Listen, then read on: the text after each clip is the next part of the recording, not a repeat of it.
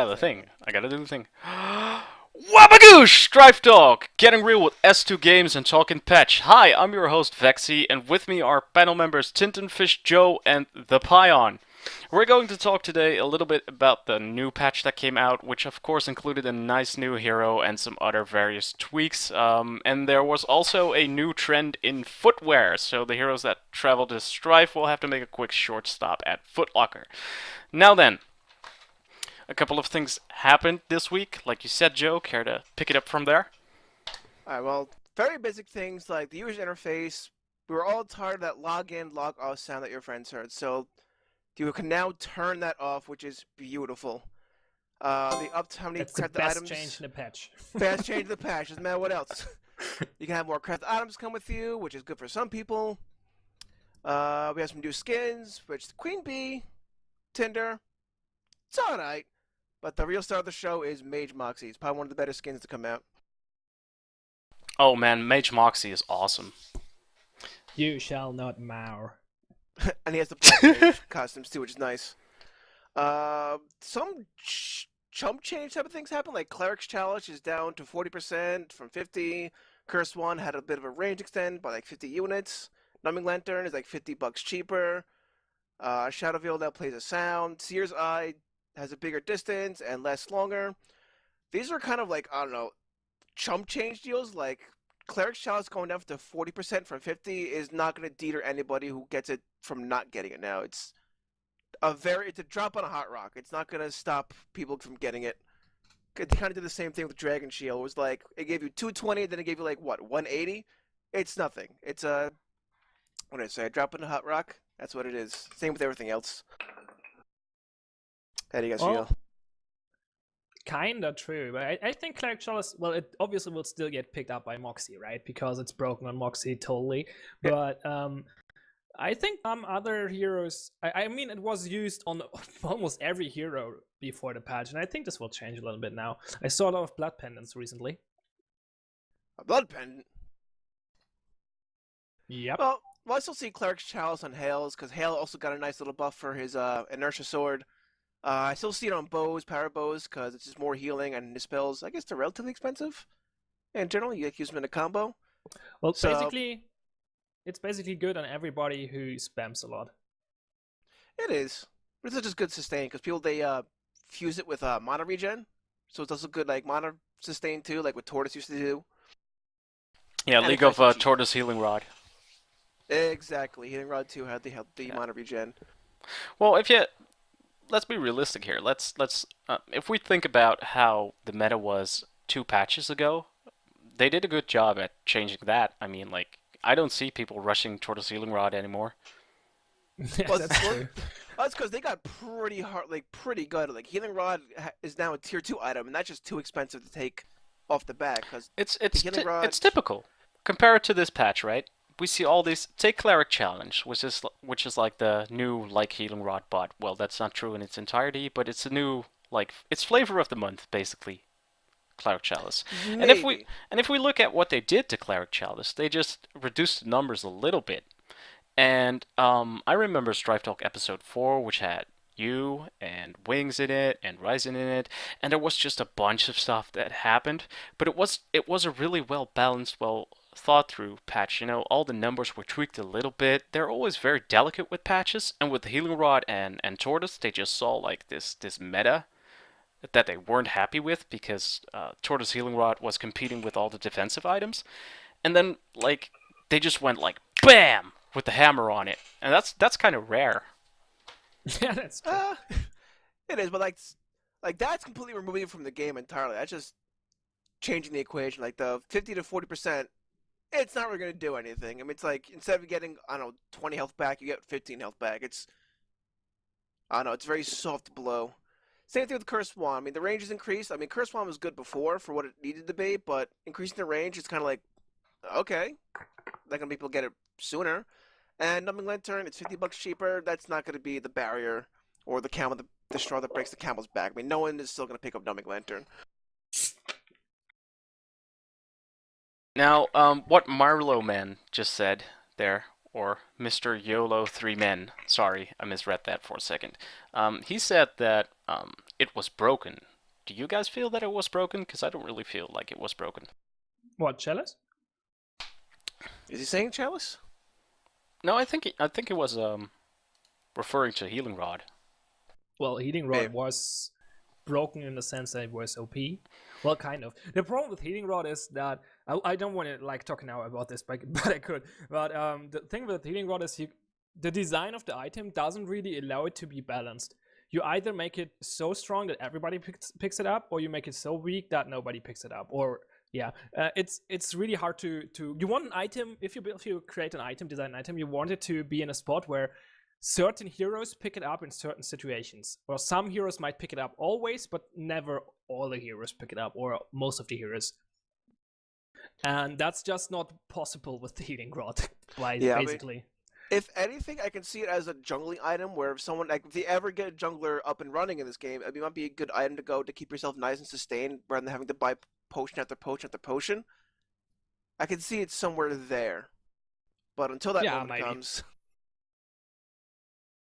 Well, I don't really feel that if something gets like chosen a lot that it's broken per se. If something's effective, it stands to reason that a lot of people actually start doing the same thing because, well, it's proven to be effective. It's like the same thing. You don't pump like water into your tires.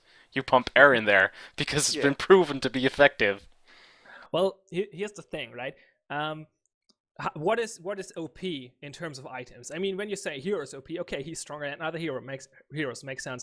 But if you say an item is OP, everyone already can get this item. So you have to define what makes an item OP. And I think an item is OP when it competes when it's too strong in comparison to other items, so you will get it over most other items in most situations, because that makes the game boring, right? It reduces your choice in items, and that's not a good thing.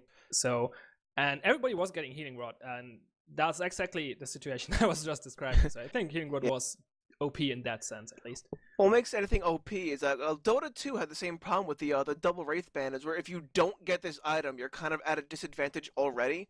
Or it's kind of like a trading card game. Like if you play Magic the Gathering, Pokemon, or whatever. If there's one card that is in every single deck that's out there, something needs to be done about it. And Healing Rod was that card or that item that everyone had to get, because they did not. They were at a kind of a disadvantage in general. Yeah, and to get over to the Cleric Chalice again, the Cleric Chalice is an item that if you just reduce the numbers, it can become an item which will be picked up, not necessarily situational, but only on a couple of heroes. Right now, it's still pretty strong. Orctest just posted in a chat that he thinks it needs to be at 35% or something like that. Yeah. And that might be true, but I think it is an item you can quote-unquote balance by just reducing the numbers, because I mean it will always be good on Moxie because he spams like hell and he has that lightning ball, which is totally overpriced in terms of mana, for a good reason obviously, but it is, so it heals a lot with Cleric Chalice. But on other heroes it's not as effective, so it is possible to balance quote-unquote this item by just reducing the numbers. Oh yeah, I think you, yeah. If I may here for a second. Go ahead. I think you've hit a very good point here, Pion, because it's not like with Healing Rod where it was just good everywhere and you'd have to pick it to have a really good like laning phase because everybody else was picking it. Cleric Chalice, like you said, it's good on Moxie but not on every hero. So I think that's why, like you said, that's why it makes it viable to balance it out. Now, talking to the numbers, they took 10% off it. Do you think that's enough initially? I think it's a good idea to not reduce it by more in one patch, because that's the thing I like on S2. When they do balance stuff, they do it in small steps, and that's most of the time a good idea. If they're not sure that something is totally broken, they just like change it a bit and see if it changes. And I think that's the right thing to do with the Cleric Chalice. So I'm happy that it's like 40% was a good step. They might have to adjust it even more, we will see, but I think it was a good step for the first patch. One thing they could do more is, like someone else was saying, instead of doing like a 10% increase like that, like have it go to 25%, but the recipe gives you more mana regen or something like that. So it's just a little more specialized in one little spot rather than it going, a little scuff mark.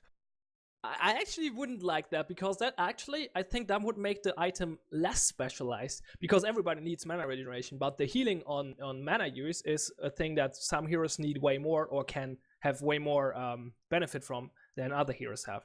So I wouldn't agree on that. I actually had an interesting thought today. I would actually like if all the items, all the recipes would lose all the base stats, and all the base stats just come from components. I would like that. Maybe.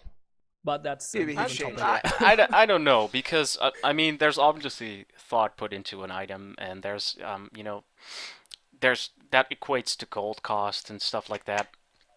So I don't really see that fitting in. But Well, I obviously do you like have the to adjust the creativity. gold cost. I do like the creativity.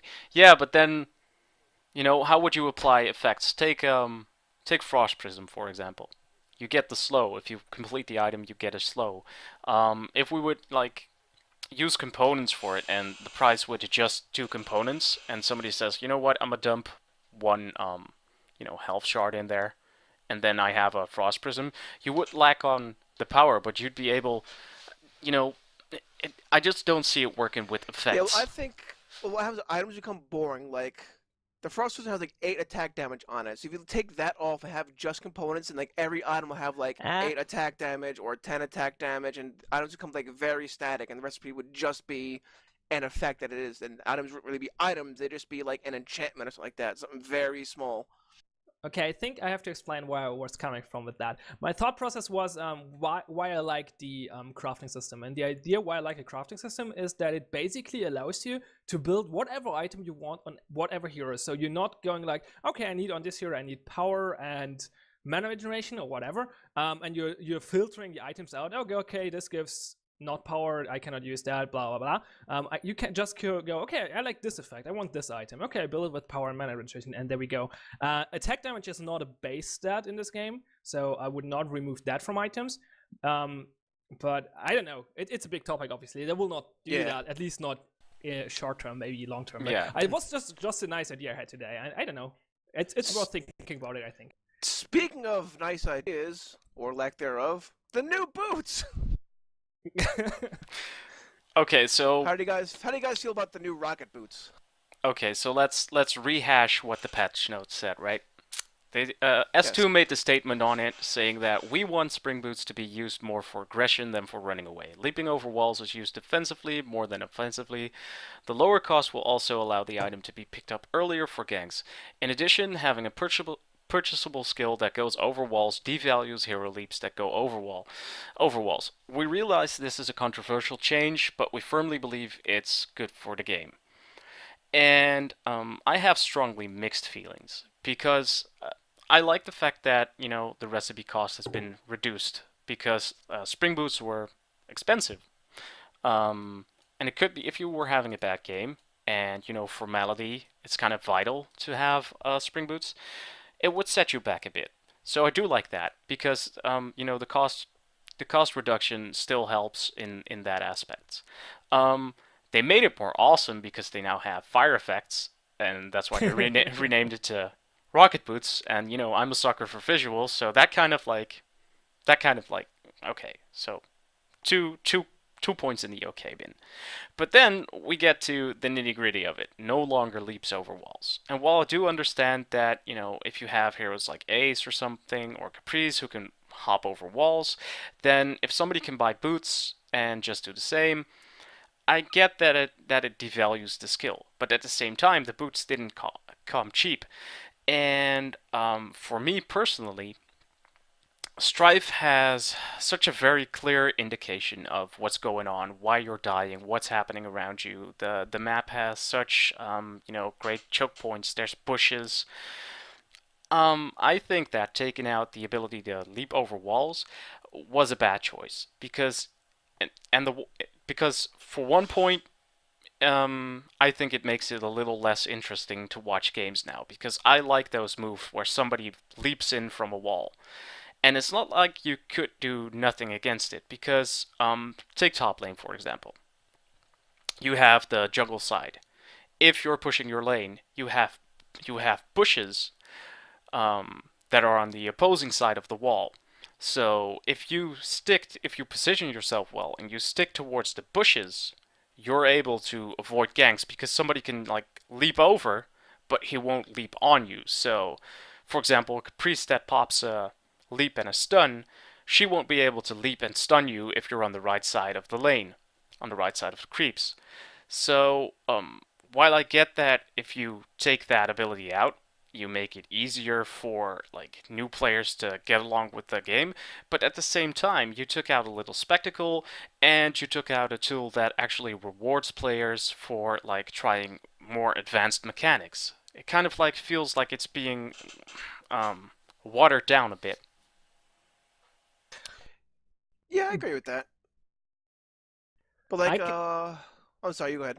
no, go ahead. You were talking. Well, like Orctest was saying, like if it's supposed to be a really, if it's really supposed to be like a tool used for ganking, they at least should put more movement speed on it right now because it's probably it's probably one of the slower boots in the game, like the second slowest next to Fervor without the active. So it's really more for initiating now, like for melodies or bows. Kind of, I'm gonna do my move right now, boom, and here I go. So I don't really see it as a ganking tool because now with warp boots, which are completely out of control, I feel like the boots are kind of like a weird place right now. Where if you want to use something to gank, you got to go warp boots. But if I want to, I don't know, use for defense, that'd be something else. I don't know. Yeah, I don't know. I like the change actually. Actually, I'm not sure if it really removes so much spectacularity or whatever you want to call it from like watching the game. Maybe, but the thing is, well, you said yes, it makes it easier for to get into the game for new players, and it lowers a little bit the skill cap. But that's actually not a bad thing in my opinion, because that's actually what Strife has aimed for. It's aiming for being easy to catch, to take on or to learn. Yeah, but it's And also easy to learn how to counter because if you're standing there one time, very close towards the wall, and somebody like uses spring boots and hops over that wall and like face melts you, you should be able to recognize that pattern and say, "Oh, you know what? There's a bush where I can like shroud myself in. Maybe I should stand not next to the wall, but near the bush." yeah, it's true, but I don't know. It's actually not the point I have with the item. Why I like the change is because it in combination, especially with the warp boots, it's a nerf to the pushing meta we have right now, and the pushing meta is kind of lame. So I like change in that respect. You can't. The thing is, you split pushes. Like I had this talk with Tachi actually a few weeks ago. We were talking about Vex, and he was or Constance was like, okay, which items do you pick on Vex? And I know NA players tend to pick up warp boots. EU players pick up spring boots. The reason behind that is that you're split pushing a lot with Vex, and you need this escape, and Vex doesn't have an escape, and the spring boots allow you to escape, and now you can't use them as effectively anymore for that. So split pushing gets a little bit weaker, and that's in my opinion a good thing, because split pushing is ridiculously strong in the game right now. Split pushing is very strong, right? It is Yeah. very good strategy. How about the warp boots change? How do you guys feel about the new warp boots? Same basically. Yeah, Just in other direction, but it's the same. It's nothing split pushing, because you can just teleport in there and chase down that split pusher, and yeah. And I'm not sure if I like the fact that you can use warp boots so greatly for ganking now, because I'm not a big fan of teleport ganks, at least not yet. Maybe I start liking it in the future, but right now I'm not too yeah, I don't know, not too happy with that, but we will see how this evolves, I guess. Devil's advocate here for a second. If we look at these patch notes, right, we scroll a couple of lines up and we see that hopping over walls gets devalued by these boots, right? It devalues hero skill sets. When I read this on warp boots, they made the teleport a little bit better, so like to aid in ganking. Doesn't that devalue Vex's ult then? Yeah, totally. I think actually this patch was a big nerf to Vex, because of the spring boot change and the teleport boot change. Well, kind of. On the other hand, NA players tend to pick up warp boots on Vex, and they got buffed. So I don't know. I might be wrong there, but at least in EU, this is a nerf There to you go. Vex, and this might be a problem. But it's only to one hero. You can buff this hero. These other skills feel pretty weak most of the time. So increasing the Warby Seekers or the Swarm Shots a little bit might be a good idea, and brings that back into balance. But like, a lot of heroes have the skill that Spring Boots has. Not a lot, but a few. Ace, Caprice, I don't know, is there someone else? I just said that, but there are actually only two, aren't there? Two, I think. So, yeah. Yeah. Only two. Well, but it's a skill we will probably likely see in the future more, right? It's a common design for a spell or for a skill that you jump over a wall, while global skills are quite unusual, especially global teleports. So you're right. It totally devalues Vex at that point a little bit, but I think it's less of a issue than with Spring Boots. Don't get me wrong, though. I like this change because I like to. That's what I meant earlier with the Spring Boots. I like to see high-level plays get really excited, much action. So I like this. I like this change because it. When we translate this to casted matches, we'll see a lot more. I'm predicting we'll see a lot more people picking up warp boots, teleporting in, chasing somebody down, set up a 2v1. You know, those nice, cool ganks where you see somebody like do that 1-4-0 trade. I like that action-packed. Because Strife has a really good color scheme, and you know, if you just pack it with action, it's really fulfilling to watch. And that's why I don't like the Spring Boot change as much, because I like to see people setting up for a gank and doing those advanced juking tactics to get away. Like, okay, pop in, calculate, slaughter somebody, juke out with the help of Spring Boots, like jumping over a wall. I just like to see those type of plays. I understand that. I just want to put another reason why I think S2 might have made this change. If you make a good escape available to every hero, you have to keep that in mind when you design your hero.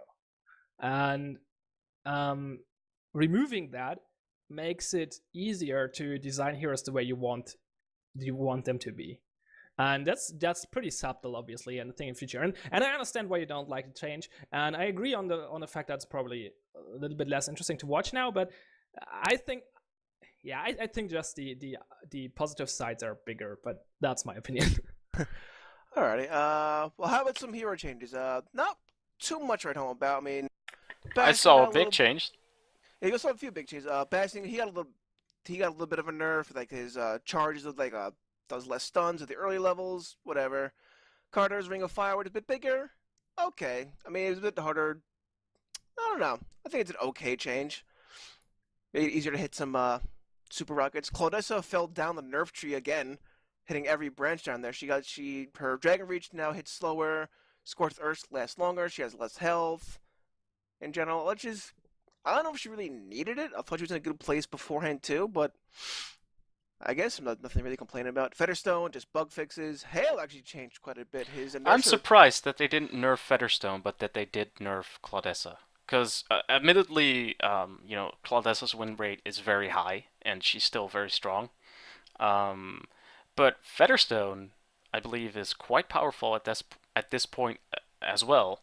And in matches, I've seen in matches where Featherstone is played well, he just like starts, well, not really snowballing, but he does have a very strong presence, more so than other heroes. I wouldn't call it like super OP, but you know, obviously I don't have like all the statistics to put to it, but my gut feeling says that Featherstone is just a little too strong at this point.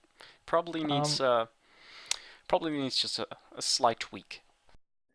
It's an interesting thing, because when you're talking about balancing, you always have to look at different skill levels, because you want to have everything not be OP and OP at all skill levels and balanced on most skill levels. And Featherstone as a hero, I don't think he's super strong in the highest skill level, like in competitive play. There are multiple reasons for it. One is that he doesn't really fulfill the role of an AD carry, which makes him hard to put in a decent team setup. But he's pretty strong in low elos or low skill ratings, skill levels, because he just snowballs out of control late game because he can deal this splash damage, this immense splash damage. So he might be a little bit too strong on the low skill levels, but yeah, you might be right. I don't know. I don't have the stats, but I don't think he's too strong in competitive play right now. I see him picked up every so often. I know R&R plays him every so often, just because his power steal is pretty good. He's a good anti-carry, so to speak. Yeah, I don't think he's bad in high elo. He's just not like, he's not OP or anything. He's probably in a good spot in competitive plays. All right. Well, Halo actually got changed. His shoal caliber is reduced a bit, like the lifesteal is reduced, and his charge move, the sweeping strikes, that got buffed a little bit, so it actually does more damage to people within the range. And which I like, his ultimate now travels faster and has more stun. Because usually when I felt I was doing Hale's earthquake move, I felt like people can just like walk right out of it all the time. So now now that it's faster, I can feel a bit more comfortable being able to use it. And I think it's okay because Shoal Caliber is always like the #1 choice to go to most of the time, just because of the jungling possibility and all that. So I'm making other moves more enticing, so you have more of a choice to build how you want. It's just a good thing all around. Yeah, I like the ultimate change. I don't play Hale, but all the time I play against him. If you're not clumping up a lot with your team, then I was never scared of that Hale ultimate, because if you're not getting stunned or anything, you can just walk out there no problem most of the time. In general, this is one of the things, plus Trixie and some other stuff like Featherstone as well, and coming in the mix and stuff. Like over the last few patches, S2 developed an interesting direction for how they want team fights to happen, because they really don't want you to clump up. They don't want you to stick too close together. They implement so much stuff that punishes you for that. They want these interesting team fights which are a little bit more spread out, with positioning maybe multiple fronts and stuff like that. I like that. I agree. I like it. One of the things I found interesting, since we're talking about Trixie at this point, one of the things I found interesting about Trixie was that in the video, Chad LaForce said that now was the time to introduce a new hero that would, like, you know, punish people for clumping up, and that kind of scratched my head, like, but wait, didn't Hill already have that, like, ultimate? And I'm good to see that it goes hand in hand, not that they just introduced Trixie, but also gave Hill that little buff to his ultimate, like that rework of his ultimate. I really like that, because it's great to see that in the team fights, if you're clumping up, you're gonna have a bad time. That there's like specific heroes with that tool. Reminds me much of Tidehunter in Dota. Dota. Where if you have the blink dagger, you can blink in and just ravage everybody if they're clumped up. So I like that. I like that a lot. It'll hopefully it'll give new players a better understanding of how to position yourself for a team fight, like with Vermilion when you have the range, don't walk in front of your tank, stuff like that. These kind of heroes kind of make it easier for that to happen. Correct. And I think that kind of like ties nicely into that big topic that I know everybody's interesting to travel into, the getting real with S2 part. That's correct. Before we do that, yeah, can I just mention my? I said that the best thing about the patch was the option to disable the sound, but actually the thing which made me smile the brightest on this patch was the next two lines. Lady Tinder, bindweed, touch radius against heroes increased by 10, bindweed, touch radius against creeps lowered by 10. Oh, I hated the hitbox of that skill. I hated it so hard, and now it's better. Thank you, S2. I have forbidden myself for playing Tinder because I am so bad with hooking that shot. It should be easier now. It should be. Alright.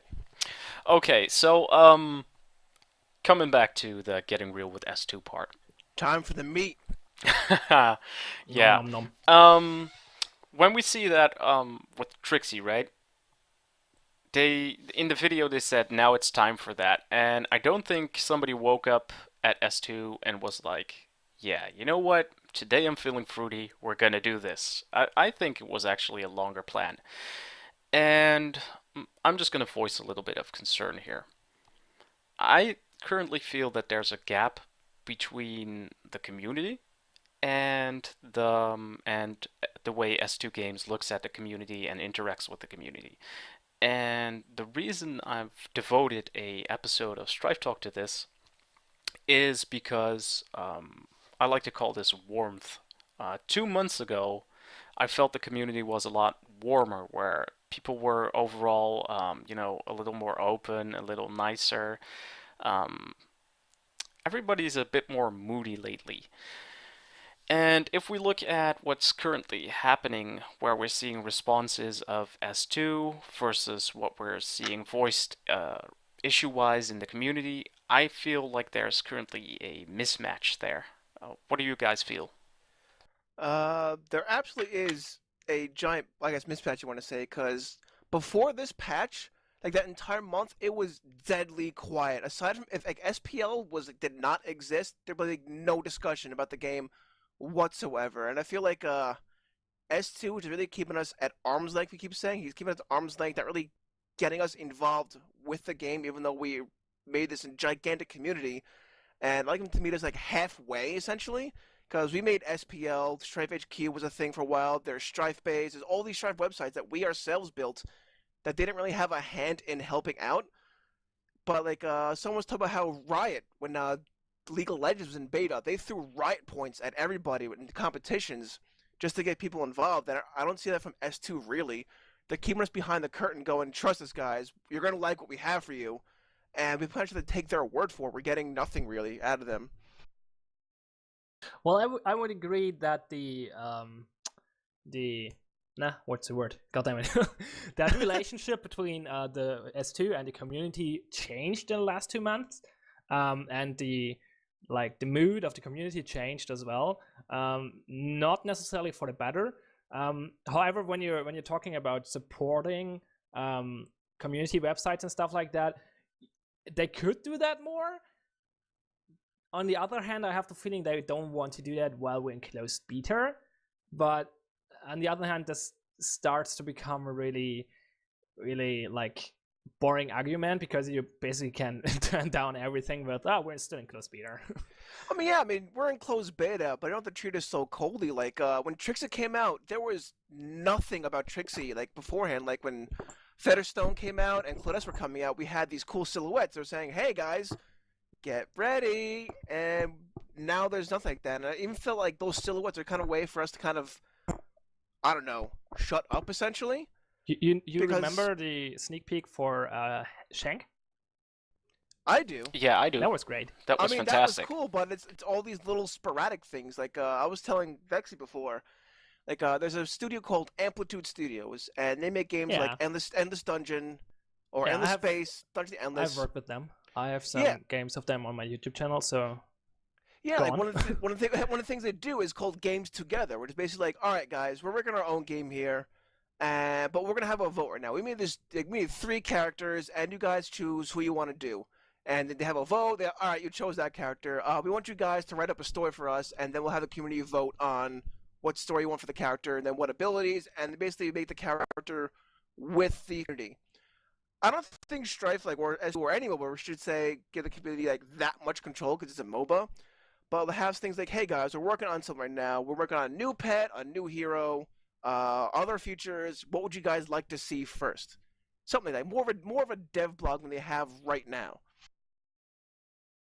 Yeah, I kind of agree. It would be cool to be more involved. Obviously, you don't want to have the community to be too much involved. Because Amplitude Studio, as you mentioned, they are pushing that a lot. As I said, I have videos for Dungeon of the Endless on my YouTube channel, and they when I asked them for a review copy, they said me that they said, please put the link to Games Together in your YouTube description and mention it as well. We want people to be involved, and it's pretty cool, but it's probably not a good idea for a MOBA. And I have the feeling that S2, or my experience with S2, is that they are like, there are some people working behind the scenes which have a really, really good idea about game design, and they have really, really very well thought out ideas about how the game should be, and because of that, it's probably a good idea that they don't get involved as much as that with the community. But giving us a little bit more insight would probably be a good idea. I agree on that. So Yeah, like here's I'm sorry. Can I talk for a bit? yeah, sure, go ahead. Can I talk? Yes, you may. No. You have my divine blessing. Well, well, see, one of the examples I had like in the future is in the forums. Kamikaze Kitten made a comment about how she felt generator damage was not enough in the game. Like how, like that when people hit like level 14 and 15, people they just go straight to the generator, and even though generator shooting them, they don't care, and they just break the generator right then and there.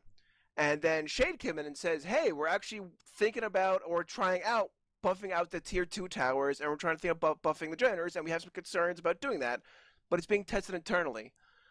So why does someone have to ask about what they're doing for them to come say it? Like, why not have a dev blog saying, "Hey, yeah, we're working on some things, and these are some of the things we're working on right now. Just give a heads up. We're testing these things out right now," and basically keep us in the loop about what they're testing. I mean, obviously they're working on matchmaking, they're working on new pets, working on new heroes.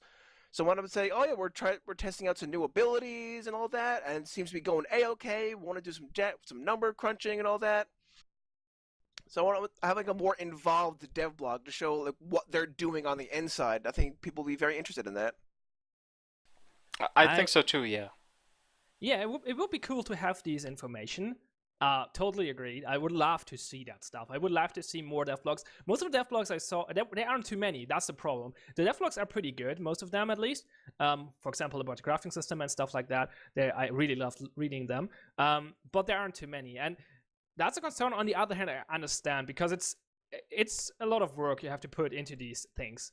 It would be nice to see to be more transparent to the community, though. Obviously, I'm not sure how much effort it actually is for us to put together these blogs. So, yeah. Well, let's I just would imagine too hard. I mean, you're writing a blog.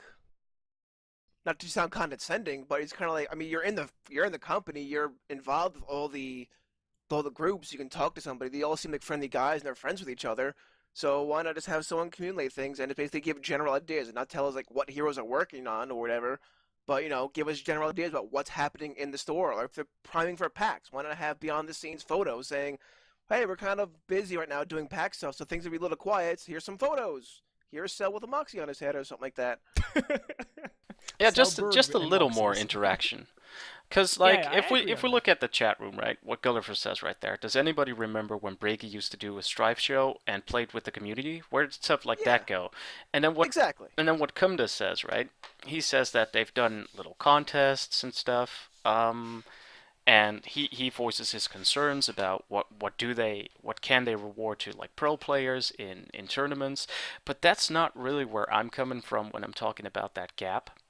What I'm talking about is we see stuff released, but I feel that the stuff that gets released or that gets changed doesn't really lock into what the community keeps voicing on. Let's take Reddit for example. Matchmaking being a very big gripe. And I think that matchmaking is one of the primary reasons that we see a growing gap, an extending gap. Because what's happening is matchmaking is giving people a bad time right now. People are enjoying the game less and less, or the experience that matchmaking gives them. Let's just say it like that. It's just unpleasant for them. Um, and all we've heard from S2, right, is from each patch log, each change log, we've improved it. It's getting better. It's getting better, and that ties into what you've said before, Joe. Trust us, guys. It's awesome. Trust us, guys. It's gonna be okay. But that's not really a great answer to those concerns that are getting voiced. And at the same time, I think that we as a community are also, yeah, pretty much not contributing to the to the solution, because look at it like this: say that your bridge is out right in your town, and there's a sign like "bridge out, call the mayor." So he gets like 10 phone calls. When he gets the 11th phone call, he'll know that the bridge is out. He'll be like, "Oh yeah, I know." Um, and I don't think that what we're really asking is quite realistic. at this point because there's not, let's face it, realistically, we need a larger player base, and what we need realistically is more data to get matchmaking to where it needs to be. But at the same but at the same time, um, S2 doesn't really give us any insight as to where they're going. They just said, "Yeah, we made it better." Dot and yeah, just trust us. If they'd post something like, "Hey guys, it's not something we're going to be able to fix in like a month or two, or maybe half a year, who knows?" Or maybe they said, "You know what? We've decided that we're completely going to rework matchmaking." Um, that would give us at least some clarity because let's not forget we're in close beta right now, and S2 Games essentially doesn't owe us anything, and I think that if S2 locks in a little better into all these things that we're voicing on Reddit, that main thing that keeps popping up, and just provide a little bit more transparency. I'm not saying, hey, S2, go post your entire development strategy, go like tell us everything, because you're not obligated to do that by any means. But And we it's not a good idea most of the time. yeah, Yeah. but we just like some more clarity. And at the same time, I think that we should be at sometimes be a little bit more grateful for the things that S2 has already done at this point, because when there were balance changes needed, mini patches came out. Um, when we were all complaining about the crafting system back in the day, I mean, like, anybody remember expiring crafted items? Oh, we all Um, remember that. S2 actually, threw it all out the window. And I respect them so much for that because Yeah, look, totally. just look at it. We have a limited hero pool. They said Strife's not going to be like League of Legends where you have a billion heroes. We're not going to make money that way. So, and a million and one skins, well, that's also that's going to run its course. So then they had, the crafting system where you had expiring crafted items and you could chuck money at the game and you would have that item sitting comfortably in your pocket. But then people, myself included, were like, well, that's kind of pay to winny and I don't really like it. And they changed it. They listened to what was up and they changed it. But traveling back to the initial problem, I mean, Shade responded to Strife Talk saying, yeah, we're not happy with how it affects new players and we're looking into it. So that was one post on like one comment, where it said the Strife Talk video on demand is live. Why didn't such an essential change get communicated more transparent and more thoroughly on more channels, bigger, more visibility?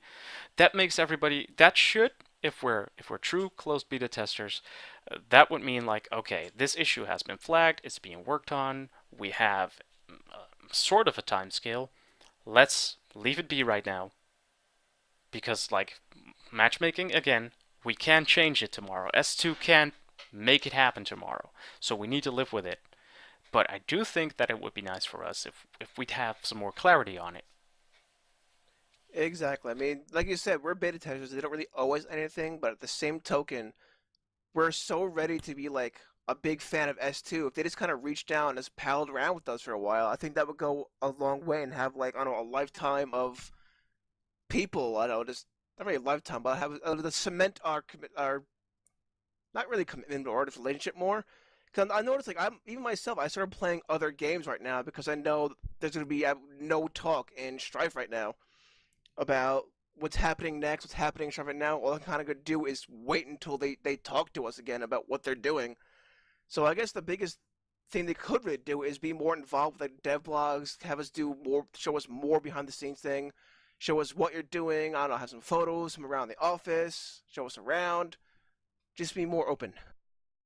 Yeah, I think the thing is what we don't people should not get us wrong here. We don't, or at least I don't like want more detailed information what they are trying to change right now. I just want more information about what they're knowing has to change. Like you mentioned the crafting system. Like, okay, let me tell you my story for that really quick. Okay, when I found Strife, I looked at it and saw so many things I liked, and then I saw the crafting system. Okay, I liked the idea, but there are some concerns. And I thought about it. Oh, I had like 4 or 5 points where I thought, 4 items, craft items in the game. This has some problems. Randomness in the crafting has some problems. Blah blah blah. And then they brought out this dev blog, shortly before they changed it, where they just said, okay, we are not happy about the crafting system because of this, and this. And I was like, oh yeah, that's exactly my points. Awesome. These guys really know what they're doing. And then the change came, and I was like, totally I just dropped my jaw totally, because wow, they completely threw out their system, one of the core systems. I have so much respect for that, because they realized, okay, it's not working the way we want it to be. Let's start on a clean sheet and throw this out of the window. I have a lot of respect for that. What I would have liked to see, though, is to have this post about what they don't like, or that they realize that the crafting system is not as great right now, a little bit earlier, because people were complaining about it for weeks, and the same is happening to matchmaking right now. And I am pretty sure that S2 is aware of the problem, but they should tell us that they are aware, and maybe some thoughts what they think is not working, and maybe maybe some thoughts as well what they might want to change on that, especially. But in general, I'm very happy about how they changed things, but I would like to know a little bit earlier that they're actually working on it. I couldn't agree more. And like translating it to the current state of Strife that we're in, we've seen a lot of people voice like Strife needs more players, Strife needs to expand, Strife needs to get more players to improve matchmaking. And at the same time, we know S2 is kind of like reluctant to like amp up the player pool to make it bigger, bigger, bigger. And nobody of us has a clue why. And Well, this actually, could be one of those. This could be one of those things like the crafting system, where suddenly, bam, marketing steps in, and within a month we have 10,000 new players or 100,000 players, and it'd be awesome, because that's their attitude around it. Just trust that. Just trust us. It'll be awesome. Yeah, to add in some insight to that, Fielding, I forget where, but Fielding made a post saying kind of why they're being a bit quiet about not advertising the game so much. Is saying like, since a lot of the core systems aren't really finalized or implemented, like matchmaking is not that great, crafting system is still up in the air about how it's going to go. They don't want to advertise a game where nothing is quite finished just yet. So they can say, yeah, our game is really awesome. It has this awesome crafting system. And then a month down the line going, the system has entirely changed now, and now there's an entirely new system in place. So they want to basically advertise a game that's constantly changing shape right now. They want to advertise. They don't want to advertise the mold. They want to advertise it as the finished statue, so to speak. Yeah, I totally understand that. It makes sense. And on the same time, you don't want to have too big of a player base when you're still trying or testing your stuff, when you're still in development. So there are probably good reasons for S2 not doing too much marketing right now. One of them we just mentioned, but they're not telling us that, or at least not in a very good way. We don't. They could just pop out, like, I would like to see a dev blog about their thoughts about matchmaking. One of the big things that is connected to matchmaking, obviously, is player base, because as long as the player base is small, it's hard to get a good matchmaking for multiple reasons. And I would like to see a dev blog about that topic. Just what they think where matchmaking right now is, in which state, and where it will go, and same for player base, basically. And that would be like an interesting topic to talk about, right? I think it would be. What Tridian just said there, S2 listens too much sometimes too. We just need to keep Strife talking. Yeah. It's kind of nice, because next to getting real with S2, this is also kind of getting real with the community, because when I mentioned that warmth earlier, one of the things I also see is that people, the care is less. Because we made that topic about, okay, if there's anything that you want us to voice to S2, just slap it down here on Reddit, and we didn't really get really didn't get that much response as we would have gotten months ago regarding that. And I think currently, if we're looking at what the community does do, the repeat posts of matchmaking, there's also another trend that worries me, is that people are starting to ask for more and more unrealistic demands, like put forfeit in. And I think that's due to due to human nature, where people are used to having this frame of reference where they know something like, okay, if I think of a MOBA, I know that it's supposed to be like League of Legends. Let's look at Strife. What's not like League of Legends? Okay, suggest that they do that. For example, for example, forfeit. But Strife has other mechanisms in place to make it so that you don't really need forfeit, and they want to move away from forfeit. So at the same time, I think in this closed beta stage, let's not try to be on the front row suggesting changes to make this more like MOBA X or MOBA Y. Just let Strife roll its course. But at the same time, I think that we're not really seeing that we should do that, or that would be beneficial for us, due to, again, the lack of communication or lack of outline from the side of S2. Yeah. I, oh, damn it! What I wanted to say. All right. Right. There are a lot of complaints about stuff on Reddit, which are like, when I see them, like, put in forfeit and stuff like that, I always know the answer to that, and I think, oh, why is somebody asking about that again? And the reason for that is, or one of the reasons I think is there because of these goddamn words. Let's try that again. Okay, one of the big reasons why we see these posts popping up all the time is that, as I mentioned earlier, there are some very clever people behind the game design in Strife. They really have a good idea what they want in the game. And I have some experience with game design, and I played a lot of games, and I have some experience with game theory and stuff. And so I managed to, well, I guess a lot of people actually managed to pick up patterns and see where they want to go with the game. But there is no good summary for those topics, nowhere to find. Like on a Strife patch, there are some points, but that's actually not the essential point. That's not what's making Strife. Like less toxicity, okay, that's a big deal, but gameplay-wise, there isn't too much info about where they want to go. There are so many small and subtle things which are different in Strife than in other games, which change the gameplay so much and make Strife. Like stuff like small map, small hero pool, gold sharing, Krytos, crafted items, stuff like that, and a lot of other stuff, small stuff that just flews together or combines together to these ideas behind Strife, but nobody is writing them down somewhere. And not having a forfeit button is one of the results of those ideas. You don't want to have a forfeit button because of those ideas they have, and but most people don't get that because they never mention it, basically. Exactly.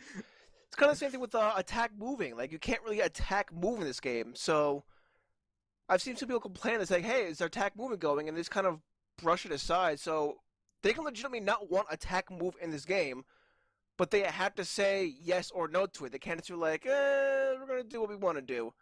There's attack moving, or? There is, but it's really buggy. It's okay. not up to par. It's totally not up to par.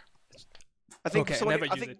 I think someone even said, like, we didn't know, we had no idea attack move was in our game, whatnot. So it seems even they're not really too sure what's happening in their games sometimes. But I think that'll be a good idea to basically have more people. Like, there's a lot of experienced people in the community right now. I mean, obviously people from Kaizen, those top tiers guys. I've just seen them kind of do like Mortal Kombat 9 did, kind of collect those people who who play this game nearly every day, tried and tested, and basically ask them how they would balance things. Like, I understand that S2 and like other companies have their own team in which to help design things, but it's also good to have people who actually do play the game regularly to basically have some input on that as well, and kind of compare notes and kind of see, and kind of go to both groups saying, all right, group one said this, how do you guys feel with that, or how would you modify that? Yeah, that's so also I like to see more of that happening. People from like on the higher tier of gameplay get involved with the item balance or pet balance or something like that, because they know the game just as well as the team does, if not more. Here's a simple question that springs to mind, right? We had that survey once. Now we've been seeing this overflow of matchmaking threads on Reddit. Why not pop in a survey in the client again? regarding what would be an acceptable time frame for you to see changes in matchmaking and what changes you would like to see. And then I don't expect them to fully disclose like the results of that, but maybe just follow through with an update saying, hey, from the survey we've harvested a lot of data, and we're thinking that we'll make some changes in this or that time frame. Yeah, it Could would be. probably be good. To the getting involved for the community, what Joe mentioned, I really would like to see that like they're getting more information from pro players and stuff and what they think. However, that we can do that ourselves, right? I mean, it would probably be a good idea when they started, but the community could do that. Like a pro player could go on the Reddit and make a thread about a topic which he is concerned about, and give some feedback, and I'm pretty sure they will read it. So Yeah, it's they not read only everything. S2 in like has to do something here. The community can do this as well. So yeah, I guess we'd like to see those things. I guess the main points we're boiling down to is we'd like to see more transparency, and I think if they can fill in those gaps between patches of silence and saying, "All right, we're working on these things. We're for these reasons as we're doing." I like to see. I like the contest they're doing. I like the wallpaper contest. I like to see them do like a flavor text type of contest. I like those things that get more involved in the community. But talk to us more about what you're developing, how you're developing it, and why you're developing it. I also like to see, like this, like we're talking about just now. We'd like to see more people who are like in the higher tier of community basically have their input be heard more seriously. Because why not have one team talk like constantly play the game and talk about how they would change things, and have your own team kind of verify that or modify that, and vice versa, and go back between these two people to kind of make the best you can possibly make while also not interfering with your own goals. And what's the final thought? I had it. I've lost it. Go on, gentlemen. At least I'm not the only Searching one. your beard. Such in the bid, you know it to be It's true. probably in there somewhere. It's in there. If it's not in there, it's probably in Mage Moxie's beard. I like Mage Boxy. It's awesome. By the way, let's be totally frank here. I love S2. When I'm saying they should do this or that, that's stuff I like to see. But whatever they do, I love what they're doing right now.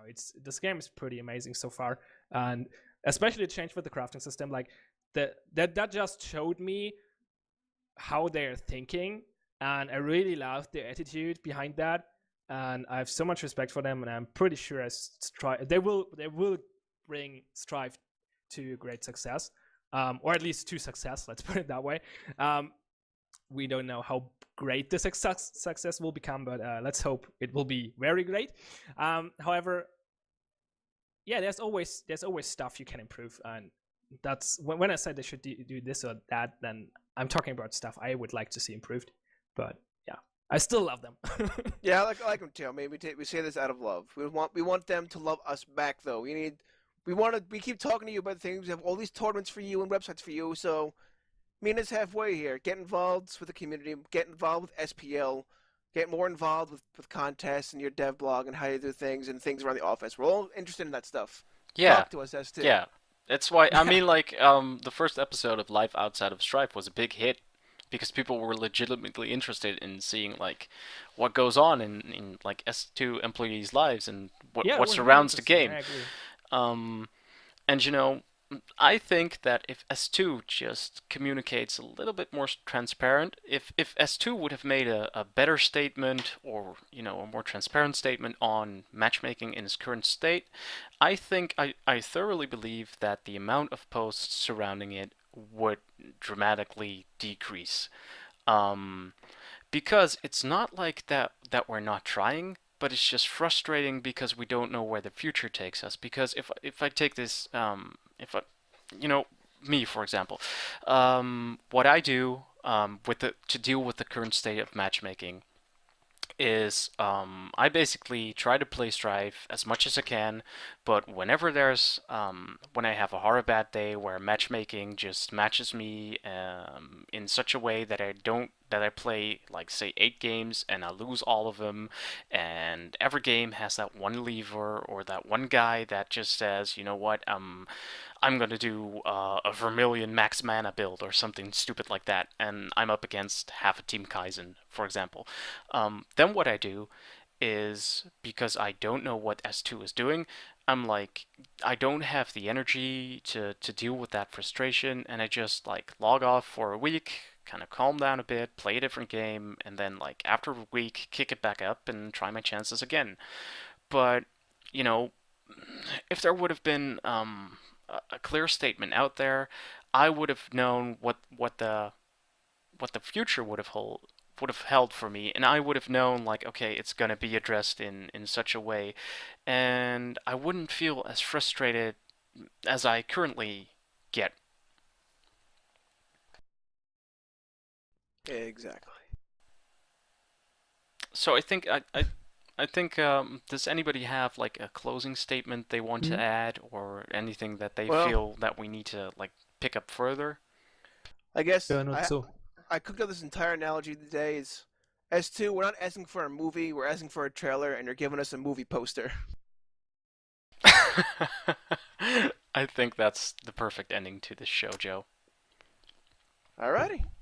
So, thank you all for tuning in. I've been your I host. want to Oh, yeah? mention one last thing.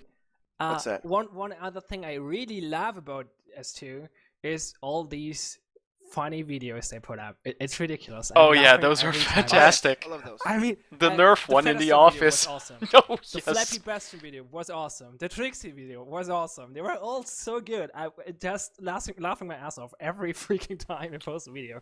Yeah, okay. So, getting real with S2 again. Yo, S2, don't drop those videos. Don't do it, man. Don't do it. Sorry, talk was And, S2.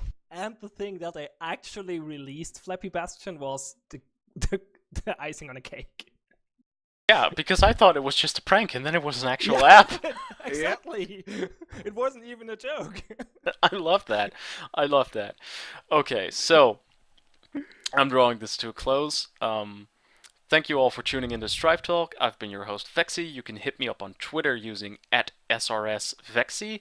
I'm part of Serious Business, so be sure to check out my other Serious Business Crew members as well. You can hit them up on Twitter as well using @SeriousNation, SRS Nation, and @SRS Dubs. With me has been my co-host Tintenfisch Joe, who you can hit up on Twitter using @Tintenfisch Joe, and our fantastic German streamer @ThePeon. You can hit him up on Twitter using @ThePeon.